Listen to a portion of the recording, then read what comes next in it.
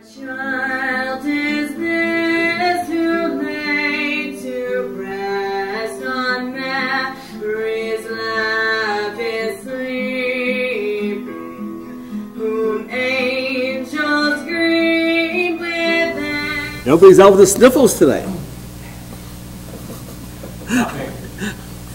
But we got hundreds of people on the internet, and we welcome each of those people who are listening, because even if they got the sniffles, they can still sit there in front of their computer and you can watch. And the International Monetary Fund, which we hear about all the time today, because they have such control over our economy.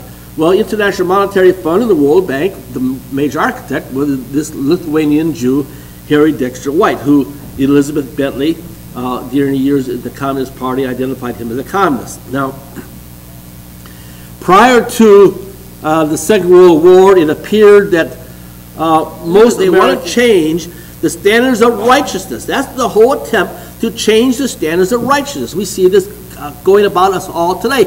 It's called by Bill O'Reilly the culture war. But it's not really a culture war. Well, it is a culture war, but it's a war of Judaism, a Jewish culture against Christian culture. And we find this going and growing in our midst, almost unbelievable. We did a deal on our show yesterday we recorded, it's not on the air yet, about the next wave of the moral sphere of American culture, of Christian culture. Dearborn Independent publisher Henry Ford of Ford Motor Company, he said, quote, it is the peculiar genius of that race, talking about Jews, to create problems of a moral character in whatever business they achieve it a majority.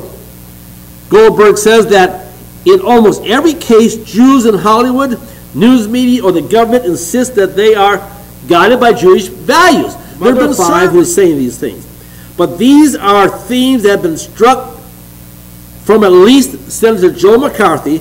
He said Jewish voters have traditionally been turned off by such views. Jewish voters do not embrace cultural Christianity. Why? Because they are the enemies of cultural Christianity. Now, I recall when I was attending First Baptist Church in Tucson, Arizona.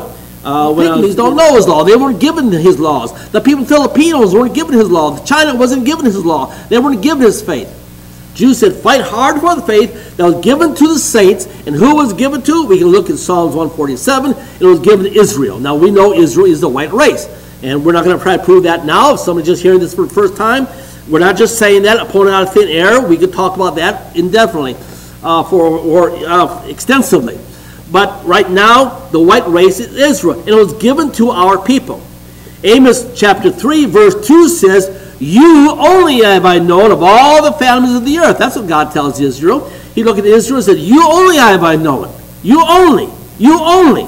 I didn't make my covenant. I didn't make my contract.